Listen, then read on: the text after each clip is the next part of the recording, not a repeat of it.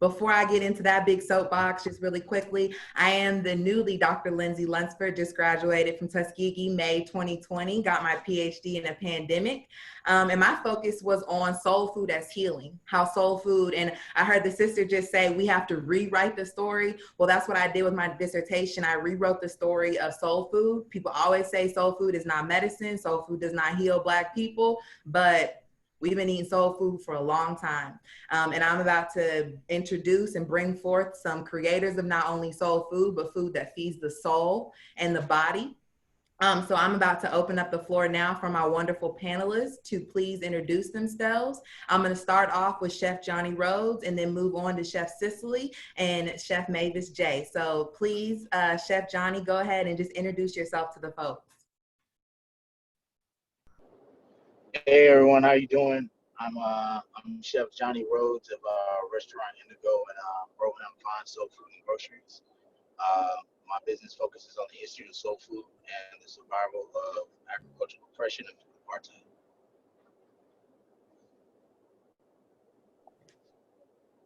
Thank you. Chef Cicely? Oh, I'm Cicely. I am a chef. I have opened a bunch of restaurants, and now we have launched a business called Food Plus People, where we're teaching people culinary and also venturing into added value products. Nice. Chef Mavis? Hey, my name is Mavis J. I work in food spaces trying to make access to food more equitable, but from like a restaurant perspective, be that connecting mentorships or training and just being an advocate in those spaces for equity. Awesome. So for the folks at home and listening and viewing today, the setup for this is we're going to have 3 questions for the panel. And then at the end, we will have time for question and answer. So please go ahead and start putting your questions that you have for these folks in the box, and we'll get to those at the end. But first, I have 3 questions I've been dying to ask these people. But before we get into these questions, we're going to kick it off with a quote. This quote comes from Fannie Lou Hamer. Shout out to Fannie Lou Hamer and the people in Mississippi. Miss Fannie said, when you've got 400 quarts of greens and gumbo soup canned for the winter, nobody can push you around or tell you what to say or do. And this comes from a post from So Below Farm. They said, this quote references the human's ability to make life-changing decisions when not faced with the daily fear of hunger and malnutrition.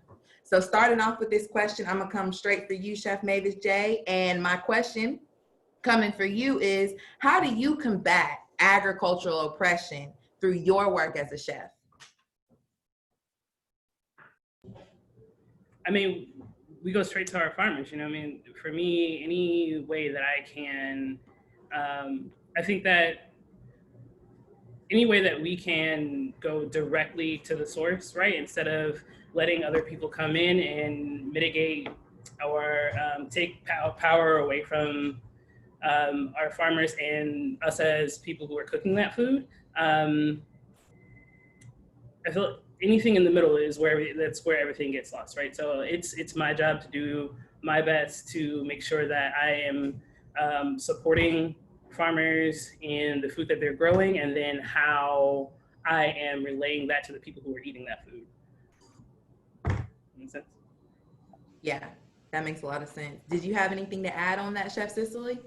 I mean, yeah, and I think like I get that, like I'm saying this also from like a place of privilege, because in running spaces, I think if you've been in community or relationship with me in running businesses, my first question always is, are they Black? Like that for me is a baseline of whether or not it affects how I do business. It affects who gets my business, because our relationship is so important. It's so important for me to honor every step of a Black food system. You know what I'm saying? It's not enough that I'm cooking the food.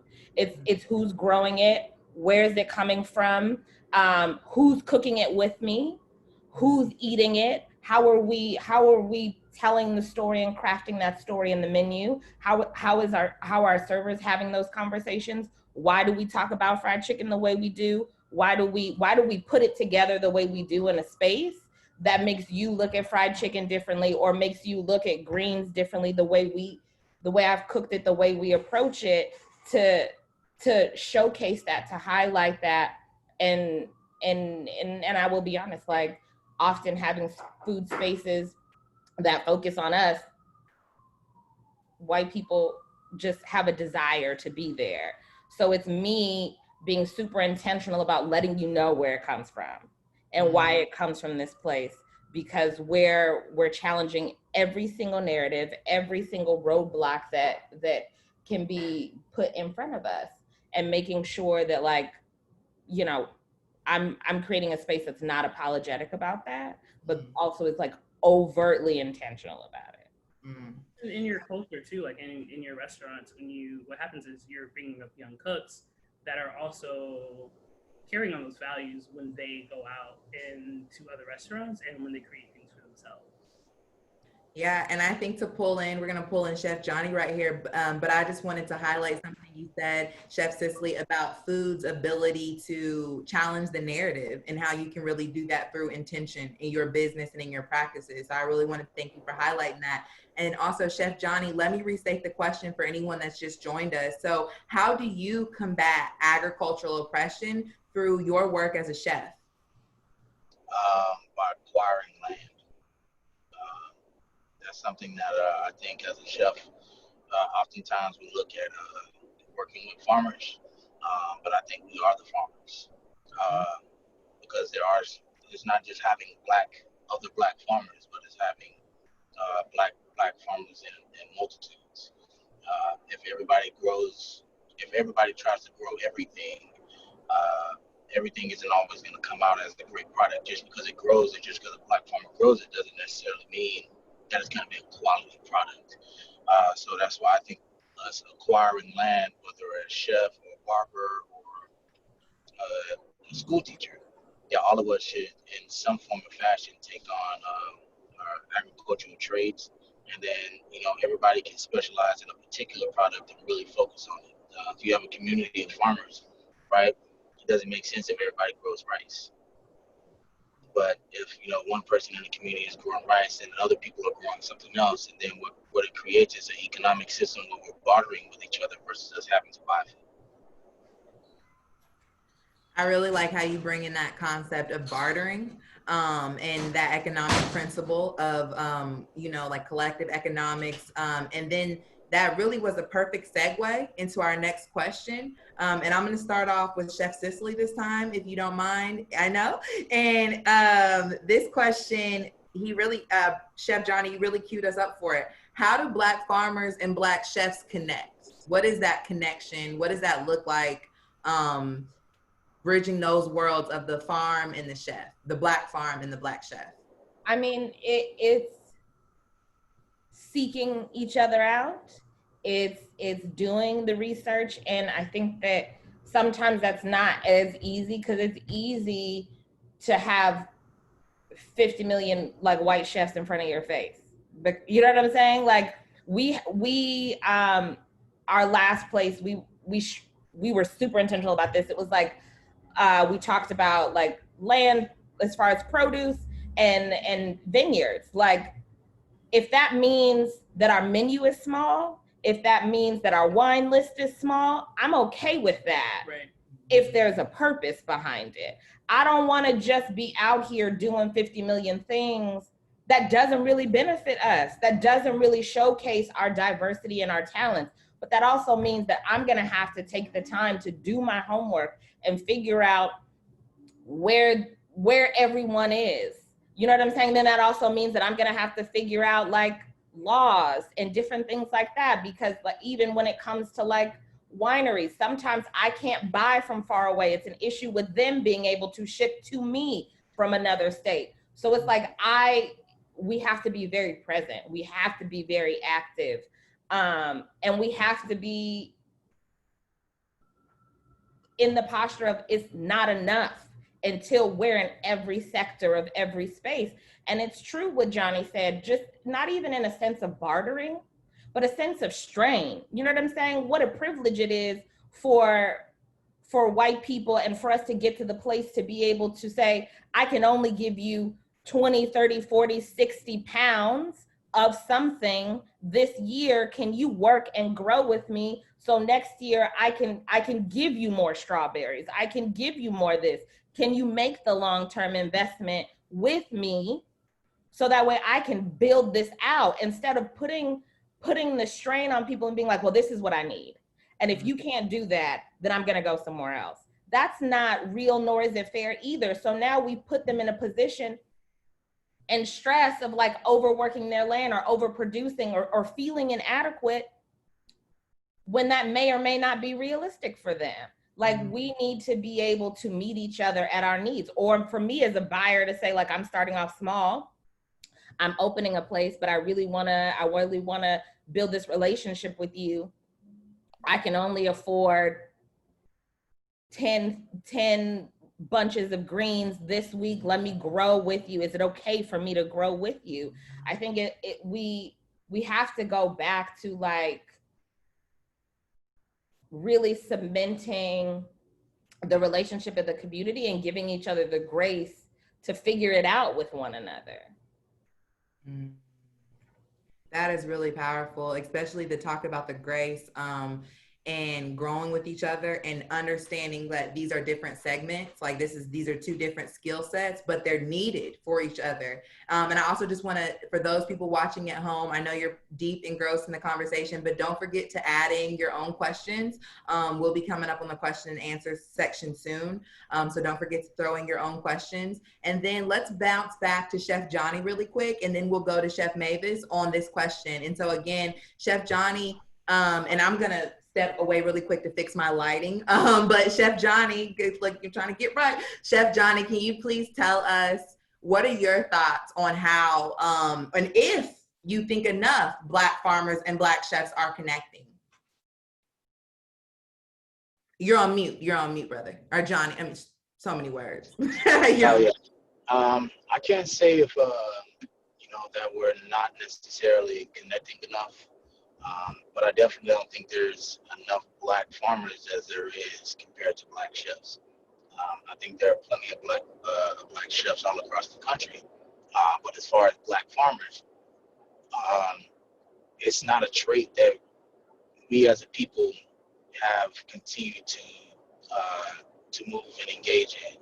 We've kind of moved away from that work, and it's for a few different reasons that I think a lot of our people in our communities have moved away from agriculture is because we've been told and taught that you need to get an education, you need to be a doctor, you need to be a lawyer, you need to be all these different higher tier things. You also see people in our communities being pressured essentially to work in the entertainment industry as well.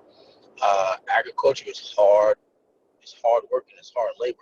It doesn't always necessarily pay well, but it is the most expensive and the most lucrative thing to secure not only financial freedom, but also generational wealth. There is no generational wealth in the entertainment industry. There is no generational wealth in being a doctor or a lawyer. You can't pass down your degrees. Word to Kanye and college dropout. But land is something that you can pass down that creates generational wealth.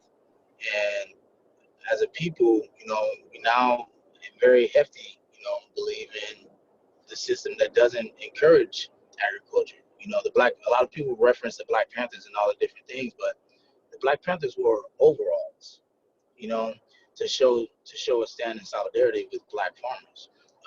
And over the last, I can't remember the exact count of years, but 90% of farmland, owned by Black farmers has been dismantled and dissipated.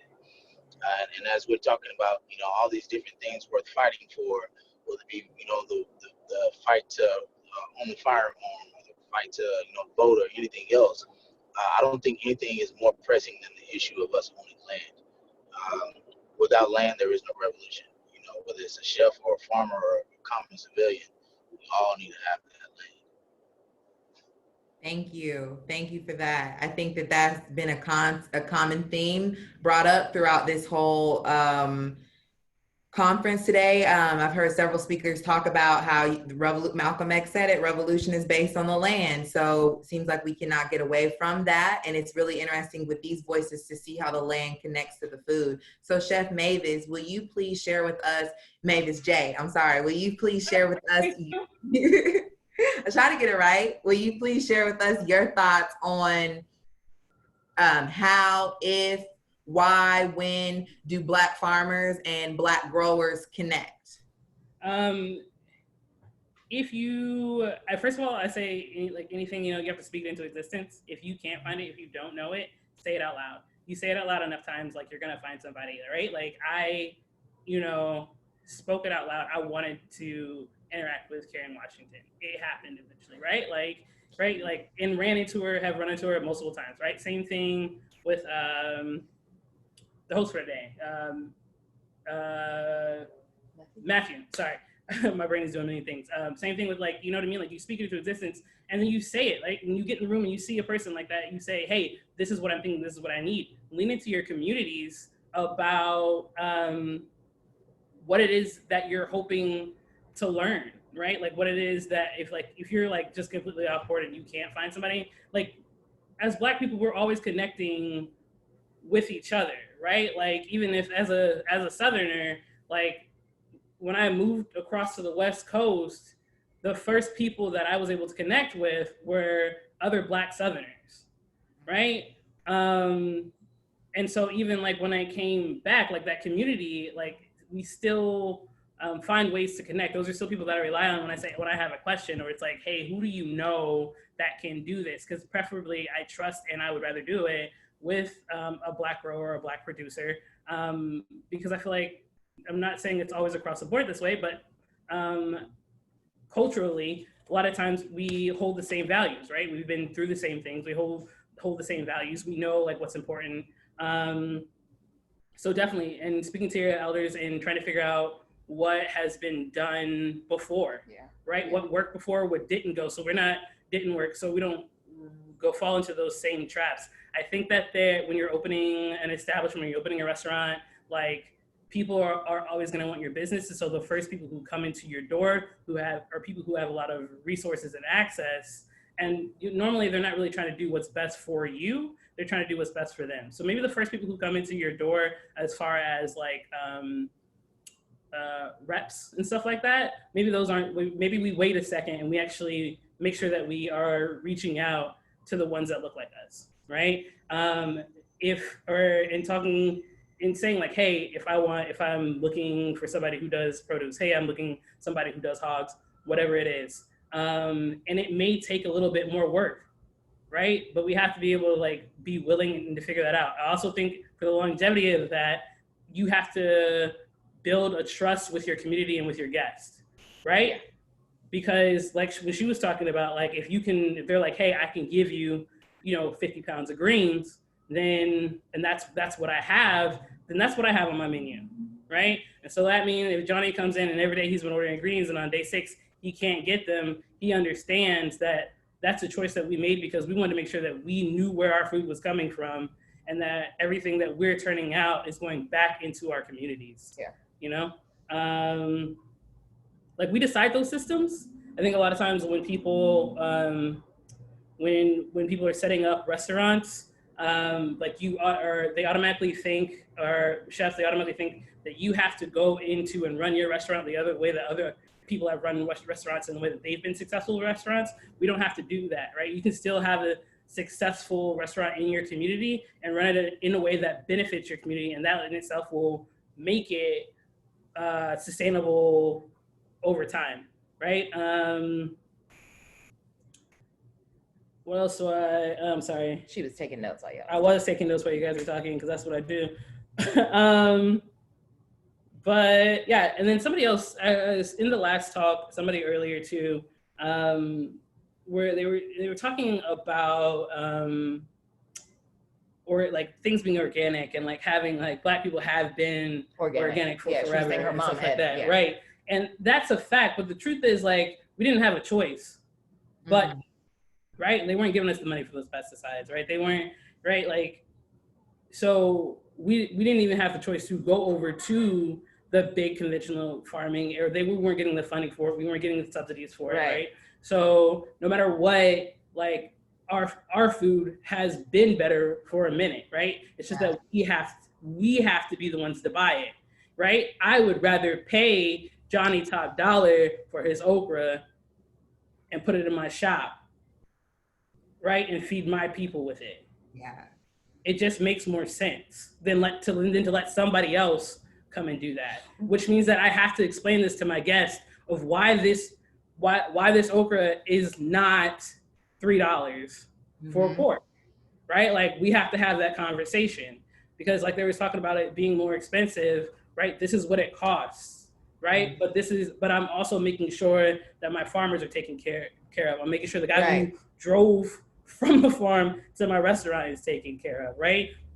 But we have to keep it like level all the way around. Like somebody said earlier, like farms aren't for profit. Like they like aren't about, or I'm sorry, farms aren't for like, you shouldn't run a farm on like profit and loss or something like that was one of the Penimans in the poems that she was reading or stating. And I think that's so real, you know what I mean? And I don't believe that all food has to be about, or like what we do as chefs, as farmers is about nourishment, right? Yeah. Not all of it has to be necessarily, while we do need to be like sustainable. Aware of the dollar, yeah. Right, we need to be aware of the dollar. Like none of us went into this thinking that we were gonna make $1 billion, right? Like we wanted to support our people and grow our community. Yeah. And so that's really beautiful. I feel like you touched on so many points and we've already started to get some audience questions to come in. And although it's not time for the audience questions yet, one of them was so intriguing. I liked it better than the next question. So we're going to so, Jay Jordan, appreciate you. But this is really a really important question. And this is actually headed to you, Chef Cicely. So one of this is kind of like, and these might be two questions together, so I'm going to merge them. If this is two different people, thank you for combining yourselves today for this. But what sparked your passion for food and cooking and social justice? But with that, right, so kind of what sparked your passion to get into what you're doing? And with that, similar to the trauma that Black people hold with farming, what about the trauma about Black, especially I'll say Black women, although it's also Black men, but I'm saying people so similar to the trauma that Black people hold with farming, how do you, or have you ever had to confront the historical trauma that some people have with cooking for other people? So kind of what sparked your own passion? And then what about the trauma of cooking when that used to be forced on us? Hey, therapy. So this is a second career for me. My first career, I was an actress, and I was on a TV show for like 5 years. And as we got older, there was this thing in me. Okay, I can trace my family back 7 generations, right? My grandfather, my great grandfather was a cook on a plantation. So, and my mom, my mom has a restaurant. My mom was a baker. My aunt is a baker. Like I have cooks in my family. So at that point in my life, we would go to events and people would be so mesmerized with the people in the events in the space. And I was like, but I just want to know, like, what are they cooking? How, why, all of these things. And so after the show was done, I was in this space where I was like, my mom raised me to only do the thing that I love. And this is not feeding that in me. And so cooking is that thing. So I was cooking on the side and like doing all these things. And I was like, I just need to make the commitment and go to culinary school and like, just do it. Which was the best decision that I ever made. So my trauma, right? I'm Black. It's really weird because first for me, it's weird because like being a Black female, the idea that like with white people, it's twofold because it's with us and with them. First with white people is like, we've been cooking in your house for 50 million years, right? So like, why when you come in here, is it odd? Why, when you come in these restaurants, because it's a paid establishment that you have no authority over, is it odd that I'm the one governing this space as a Black woman? And it's like, I've been our spaces where like employees have come in and not been Black or been men and been like, you're basically like the mom of this place. And I was like, I'm nobody's mammy. You know what I'm saying? Let's keep it all the way real. I'm the boss. And then it's also like, I have a passion with like diners and like diners, like, you know, old school, like legit diners, not the customers. I mean, yes, the customers, but not the customers. And so my posture in all of this is challenging the narrative of the food that white people see as all American and the fact that we are all American and making that food. That's, you know, so it's like, that even of itself, and like having that conversation with white people is like weird, but then even with us, that doesn't mean that the food is not intricate. Like, we were making our own flours and all of these things, but then I feel a greater responsibility. So like, we did fried chicken in this over the top way. Like, it was like, it took us like 3 days at least to make this fried chicken, but it was like dark meat, because I believe that that's a real thing. And this is my kitchen and it's not gonna be a breast, but it's completely off the bone. It's a pound of chicken and the price that you were paying. And then we would have to come, and then my people would come in there and be like, see, I thought this was gonna be like a wing, or I thought it was gonna have a bone. And I would have to sit there and be like, but if I charged you $20 for a pound of chicken and half of the pounds were bones, I'm robbing you, right? Mm-hmm. So like, I'm cutting it off the bone. I'm doing it, all these things specifically with my people in mind, so you can have a joyous experience and I can maximize your dollar. So there was a lot of that. And then I only hired Black people in my spaces, and more specifically Black women and mothers. So then it was also, I had the responsibility of like, what's your schedule? You know, like, I'll always say this, it doesn't make sense if I'm paying you $15 an hour plus tips, or $18 or whatever, to give you a schedule knowing that you have children and you're gonna come after you drop them off at the babysitter making $15 an hour, and to give them $15 an hour. That's not real progress in any of this. And then with my farmers and my purveyors, like, not having to haggle with you, you know what I'm saying? Like, honoring your price. And so, but all of that affects the price that people eat it at.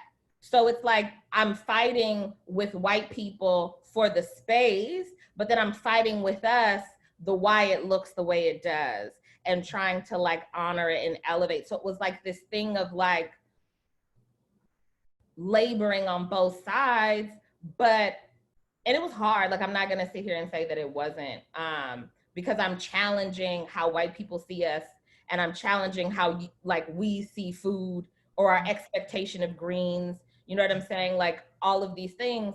But that's what I'm supposed to do. You know what I'm saying? I have to find my community and take my rest, but I also have to be deeply anchored and rooted in my why. So that way, when these moments happen, I can say, but I know that I could like help the moms that work with me get to these places. I could bring these young kids in here and give them Black history, and be very open and honest about Black people and what they need to learn, and what their takeaways and their expectations in this business should be. So when they go and they get a job somewhere else, that they have a standard and they're not gonna compromise that. So that was like, I always felt like my place was a transitional place for people too, which was hard, because I want you to go. I want you to have your own place. I want you to go in the fine dining restaurant. I want you to go to this place. I want you to be 1,000 times better than me. And it's my responsibility in all things to give all of you my best, so I can be the platform that you stand on for better. Because that's the only way. I can't be your gatekeeper. So I'm full. You just fed me. Like, that was a whole snack. I'm seeing in the chat boxes, dark meat is a real thing. Dark meat is a real, sorry guys, sorry. I'm sorry. I'm not sorry. And then also, we're gonna go to you next, Chef Johnny, on the same question. But I just wanted to highlight a few of those things that you dropped on us for anyone that's still like trying to chew, like I am, Chef Cicely. Stepping into this space as a Black woman, but not being anyone's mammy. Although that is a real thing. Aunt Jemima, they're trying to get rid of her, but they've not gotten rid of her from the American psyche. They immediately want you to nourish them without regard. But then also you as a woman in your own divine femininity and light, wanting to provide nourishment to mothers and to women and to build a community for them. So I just felt so much from that response. And so thank you. And I'm gonna shoot this over to Chef Johnny, and I'm gonna restate the question. Thank you, Jay Jordan, and also the other person who I don't know, but thank you because you guys put this great question for us. What sparked your passion for food, cooking, and social justice, Chef Johnny? And with that, similar to the trauma that Black people hold with farming, how do you, or have you ever had to, confront the historical trauma that some people have with cooking for other people? That's a great question. I'll answer the second half first. So at our restaurant, we do a lot of, I say we because I have a hard time saying I'm all about the team. And we do a lot of interactions with customers, a lot of interactions with guests, telling them the history of the food, telling them the why, not just what's in it, or, not just why, not just what it is, but why we did it and the reason and the historical reference and the present reference to it. And, I would get responses from white people that would be like, well, what about Motown?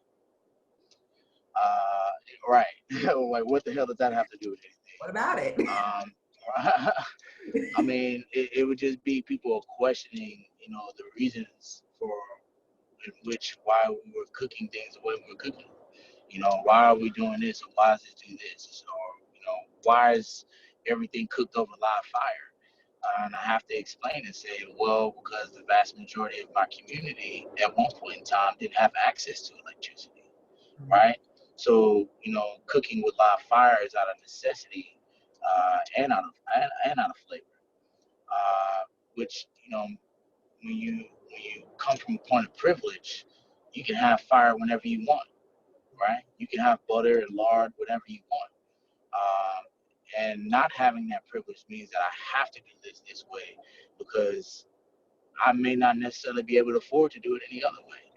And if I'm gonna keep it a stack with you, when I got ready to open my restaurant, we didn't have any investors and things like such, and they said it was gonna be $10,000 to put a gas line in.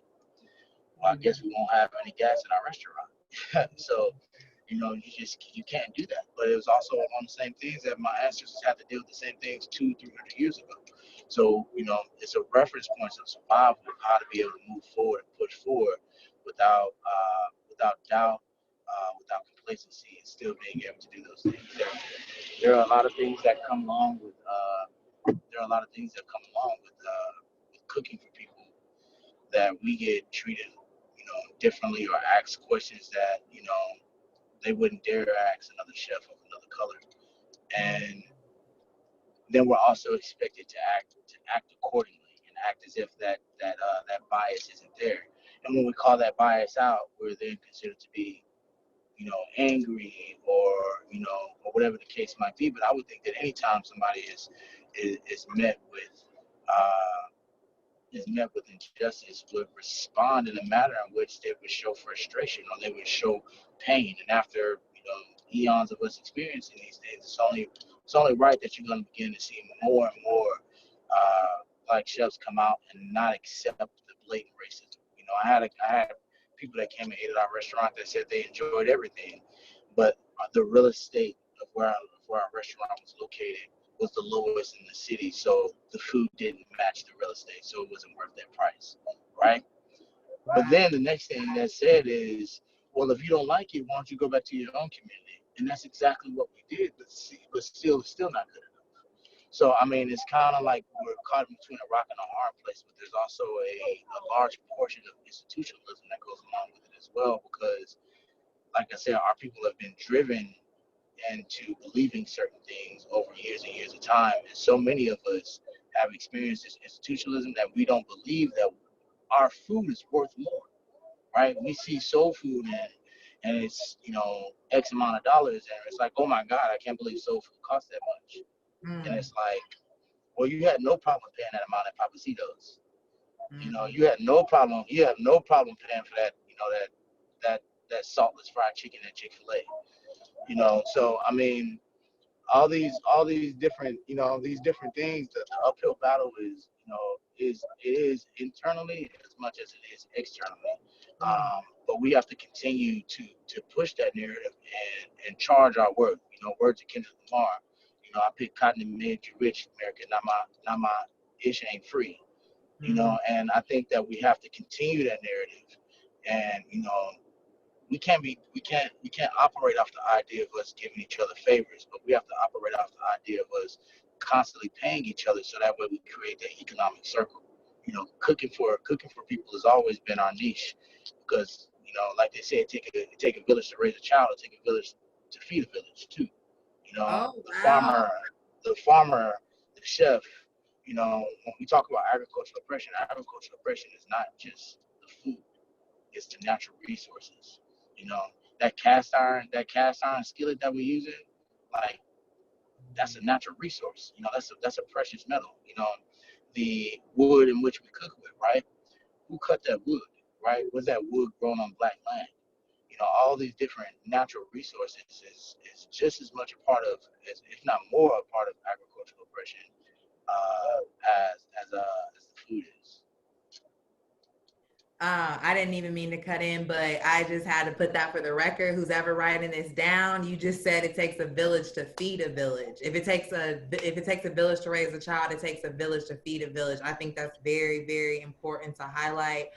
We're getting down to our last few minutes here. So Chef Mavis, Jay, I'm going to ask you to answer this question and then leave it for everyone to just give your last word, so we can close out here on time. But I'm already full. So Chef Mavis, Jay, what are your thoughts on that? Yeah, then I'll just close it out. No, I'm playing. Bye.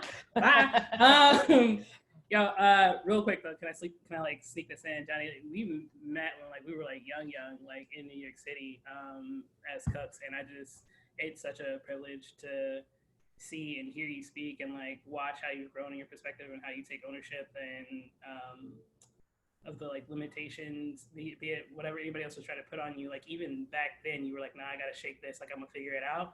And I just love watching you do what you do. As far for me, for passion, it was for me. I started cooking because the kitchen was a good place to hide. My dad, who I think might be watching this, is my mom was one of 6. My dad's one of 9. So there was a lot of cousins, whenever the family got together, and the kitchen was a safe place to go into and not have to worry about getting hurt or getting in any trouble or anything like that. So when I was in high school and they were like, what do you want to be? Figure something out. What are you passionate about? I said I could cook. You know what I mean? That's where I had felt comfortable. And I was just competitive, and so for me it was I just want to be the best at whatever it is that I was doing. And so it was cool, let's set this goal, let's set this impossible, insurmountable goal and make a run for it. And that's what I started to do. As far as trauma, I would unknowingly come into all the trauma, because when you say that you want to be the best, you want to work that may put you in a place where you're I want to work get the best education, work at the most expensive restaurants, find the best ingredients, and that put me in all white spaces. And that was in elite white spaces at that. So having to fight 3 times as hard to even get access into those spaces, and then being disregarded, or being passed over, right? Being better than people and being put into that role of be a caretaker, and you should train all these other people and watch out after all these young cooks as they come up, but we're not gonna actually ever make you a sous chef. And for me, it really came to a breaking point where at one point I actually left the kitchen for a solid like year and a half because I was working in New York, and Eric Garner had just been murdered, and he was screaming, "I can't breathe," and the people took to the streets about it, and nobody was being held accountable for it. And when that ruling came through that nobody would be held accountable for it at that time, like I was working at a restaurant in the city, and I was leaving in the middle of the night where people were spending rent money on dinner, and then coming out into the streets where like it was just all white people, all white patrons, and then coming out into the street and going up a flight of stairs, and people are literally flooding the streets yelling, "I can't breathe." And like I couldn't function anymore, right? Like I didn't understand. And thinking like maybe a week later, somebody told me in that restaurant that if Black people didn't like resist, if Black people just followed the rules, then they wouldn't get killed, right? And I was like, thanks. And then the chef, like at one point, like patted me on the back and said something like, "Thanks, jambalaya." And I was like, oh, I quit, right? Like it was like game, like that's it, we walking out. I'm sorry, I had never heard that before. Yeah. So when you talk about trauma, right? Like, and there's nowhere when you're in those kind of spaces, it's kind of scary. I've built my entire career on being on like getting to the space, and then like if I don't want to be marked as troublesome, right? I don't want to be marked as angry, uncooperative, difficult. There you go. That's the word I'm looking for, right? When you become that difficult Black person or a difficult woman, right? Then like people don't want to work for you. And like these people who have the power at the time, I thought they had the power to like shut part of my career off, right? And it became I had to get to the point where I had to realize that like no matter what, there was always going to be somebody who could and maybe might try to like hurt me or stop what I was doing. But there was no way they were ever going to stop what I was doing, because like my life force didn't come from them. And so they can't take it away, right? No matter what, like I have my foundation, like I have my family, I have this beautiful woman right here and our amazing kids. And so like, I don't have to, like, at the end of the day, like I'm going to be okay. My God is going to provide, shout out Tamla Man. Truth is intact. And we're going to be good. Cool. No, thank you you took us out, Chef Mavis. You took us out, but I think you did it in such a beautiful way. And thank you all for sharing your stories. I think we're really at the end of time, but if there's like, we are at the end of time. So I just want to say, if there's one last word that you have, like literally one word to like leave people with, or one sentence, could we all just go out on it? And just go ahead. Last comments for sure, please. We can start off with you, Chef Cicely. Oh, gosh. I mean, I will always say Black first, last, beginning. Black, hard stop, be unapologetic about it, and don't compromise it. Thank you. Chef Mavis? Jay? You took like my word was like to be uncompromising, right? Be uncompromising and like stay rooted in our culture and our communities. And Chef Johnny?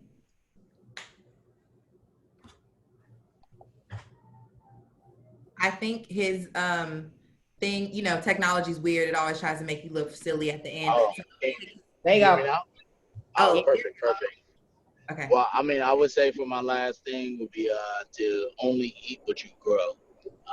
So if you don't grow it, don't eat it, and let that be the motivation for you to move in a timely manner to acquire your land. Okay, and I gotta be extra. I'm gonna get a last word in here as your moderator as well. And my last word is just to love yourself. This world is so hard and so toxic and so heavy. So just love yourself, whatever that means to you. Sit with your inner kid, play soccer or tag or whatever you gotta do. Feed yourself.